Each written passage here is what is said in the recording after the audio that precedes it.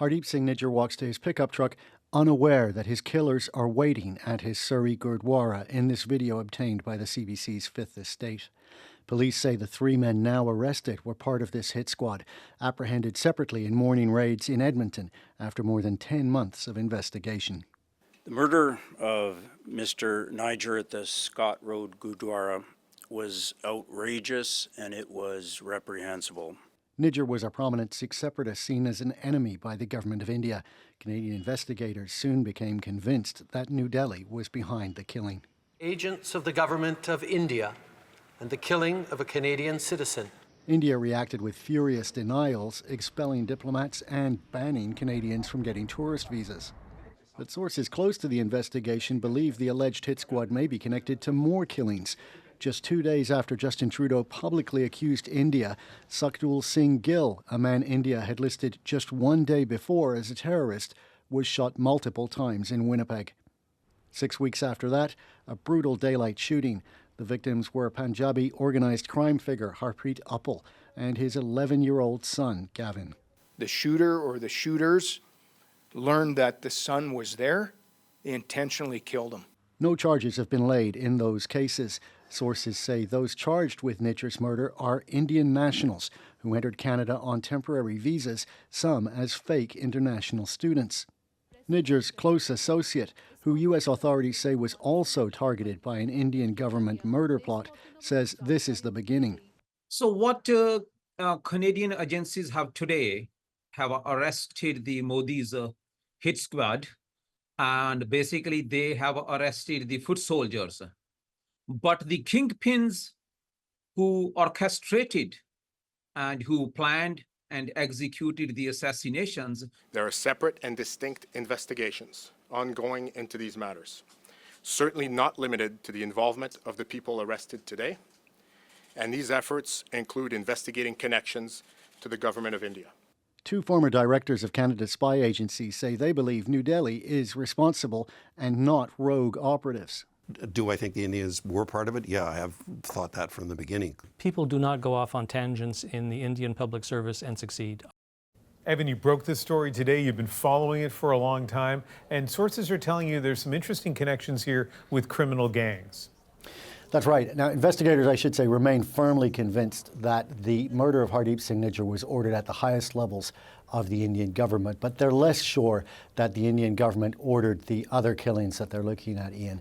You know, the use of criminals is not only a feature of the Indian government. This is something that investigators say is more and more common when governments want to conduct illegal operations in other countries, including the intimidation and even the murder of dissidents. And as one source put it, why risk sending government people when you can get so much mileage working with organized crime? Evan Dyer in Ottawa, thank you. Thanks, Ian. Nijjar's death rattled his community in Surrey, British Columbia, and police say tremendous support from that community helped get them to this day. Georgie Smythe brings us their reaction tonight. The Gurdwara where Hardeep Singh Nijjar was killed is where his community gathered as arrests were announced. He was an upright individual, a peaceful man with a demonstrated commitment to community service. Nijjar's son Balraj and some members of the Gurdwara were briefed on the murder charges first. How do you feel about it? No comment. Good afternoon, everyone. Police had more to say about the sprawling investigation.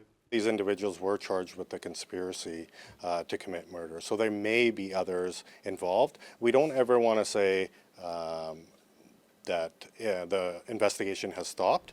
Nijjar was a temple leader and a prominent Sikh activist who advocated for the creation of a distinct Sikh state in India, known as Khalistan.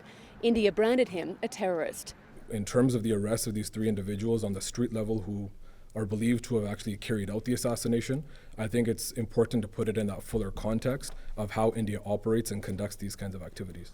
A question Sikhs here are anxious to have answered. I think the idea of safety will only be kind of relevant if India is actually held accountable. Calling them out, I think, has always been one part of it.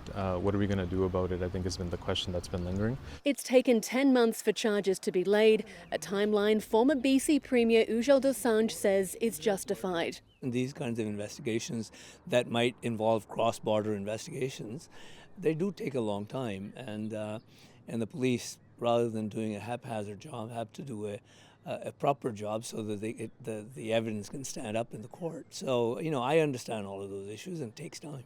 Police are now asking for help to piece together the actions of the accused men around the Gurdwara in the lead up to the murder last year.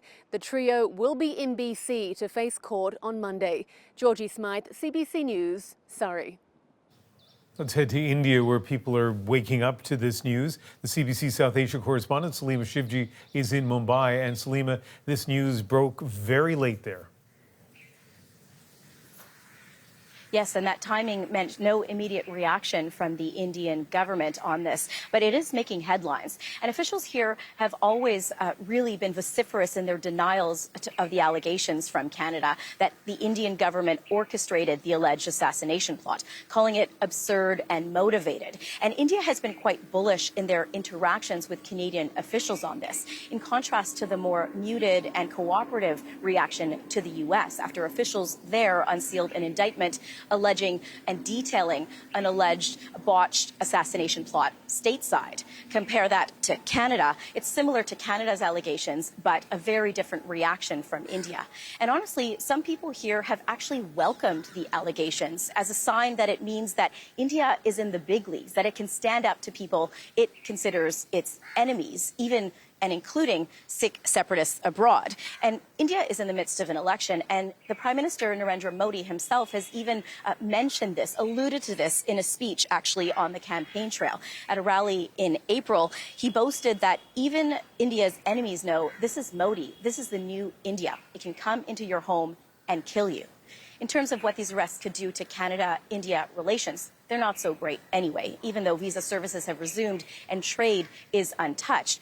Diplomatic relations are still very chilly, and these arrests certainly won't change that. Salima Shivji in Mumbai.